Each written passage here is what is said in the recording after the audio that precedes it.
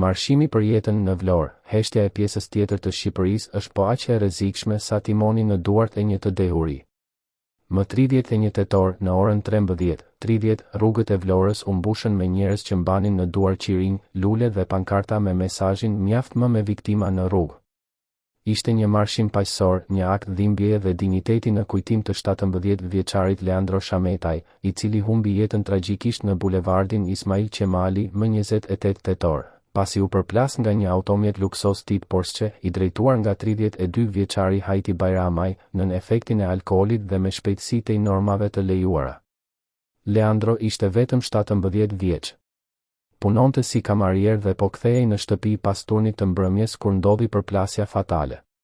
Ai u dërgua me urgjencë në spital, por plagët ishin të rënda dhe jeta e tij u ndërpre pak minuta më pas. Një djalë i ri, me ëndra e përpjekje për një të ardhme më të mirë, u shua për shkak të papërgjegjshmërisë së dikujt që zgjodhi të ngasidhur në rrugët e një shteti ku dënimet për krimet në timon shpesh janë qesharake, dhe ku drejtësia rrallëherë vjen për ata që nuk kanë emër e lidhje. Një qytet që nuk heshti, por një komb që nuk foli. Vlora dje foli. Qindra qytetar dolën në rrugë për t'i qëndruar pranë nënës së Leandros, e cila me forcë e dhimbje udhëhoqi marshimin për jetën. Por pjesa tjetër e Shqipërisë, nga Tirana të Shkodra, nga Durrësi te Korça, heshti. Nuk kishte solidaritet kombëtar, nuk kishte zemërim kolektiv, nuk kishte kushtrimin e një populli që kërkon drejtësi për jetën njerëzore. Ky mungesë reagimi tregon një plagë më të thellë se vetë aksidenti, apatinë e shoqërisë shqiptare përballë padrejtësisë. Ne jemi mësuar të reagojmë vetëm kur tragjedia na prek derën tonë dhe të heshtim kur ajo ndodh diku tjetër. Por kjo heshtje është bashkëfaqësi.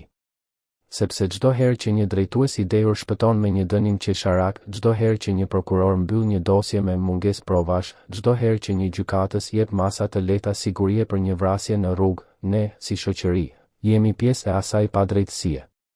Shteti që dështon përdik qytetarin. Rasti i Leandro Shametajt nuk është i pari dhe për fat të keq, nuk do të jetë as i fundit, në një vend ku ligji nuk frikson askënd dhe ku rrugët janë kthyer në pista gare për të pasurit me makina luksoze. Policia, shpesh e paaft për të parandalur, del vetëm pas tragjedisë për të dhënë deklarata sterile. Gjykatat, të ngopura me korrupsion dhe ndikime, shpesh kuptojnë autorët dhe i kthejnë në shtëpi pas pak muajsh. Ndërkohë, një nën mbetet pa djalin e saj, një familje shkatërrohet dhe një qytet mbetet me një tjetër kujtim të hidhur në bulevard. Ku është Ministria e Brendshme, që duhet të garantojë sigurinë publike? Ku është Ministria e Drejtësisë, që duhet të propozojë ndryshime ligjore për dënime më të rënda ndaj atyre që ngasin nën efektin e alkoolit? Ku është Parlamenti, që hesht sa herë që vdes një i ri dhe zgjohet vetëm kur bëhet fjalë për tendera e interesa personale? Kërkesa për drejtësi nuk është vetëm për Leandron. Marshimi i dieshëm ishte një ulërim në heshtje, një thirrje për përgjegjësi, jo vetëm për rastin e Leandros, por për të gjithë ata që janë shuar nëpër rrugët e Shqipërisë, pa asnjë faj. Ishte një kërkesë që ligji të mos jetë një copë letre që paloset sipas emrit dhe pasurisë së autorit. Në çdo vend normal, një i dehur në timon që shkakton vdekje do të përballej me dënime të ashpra, të menjëhershme dhe pa mëshirë. Në Shqipëri, pas disa muajsh, do të dëgjojmë se është penduar, ka kërkuar falje, ka familje për të mbajtur dhe më pas do të dalë sërish në rrugë. Derisa të marrë një tjetër jetë. Kur marshimet bëhen më të rralla se funeralet. Në një vend ku çdo ditë raportohet një viktim nga aksidentet rrugore, marshimi për jetën duhet të ishte kombëtar. Duhet të ishte në çdo qytet, në çdo rrugë, në çdo bulevard. Sepse Leandro mund të ishte djali i kujtdo prej nesh.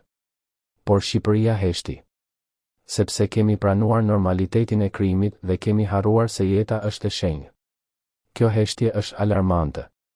Ajo i jep mesazh pushtetit se populli nuk reagon, se gjithçka harrohet pas 24 orësh.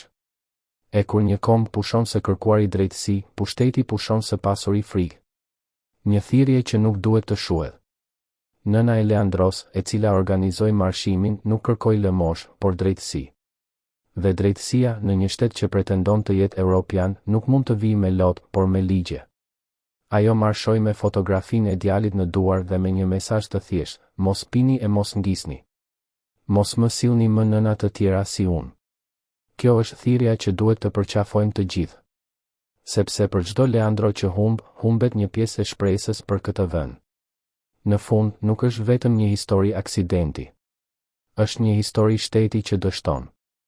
Është një histori shoqërie që hesht, e që ndoshta do të zgjohet vetëm kur dhimbja të trokas në derën e saj. Dje foli Vlora. Sot duhet të flas e gjithë Shqipëria. Jo për të qarë, por për të ndryshuar.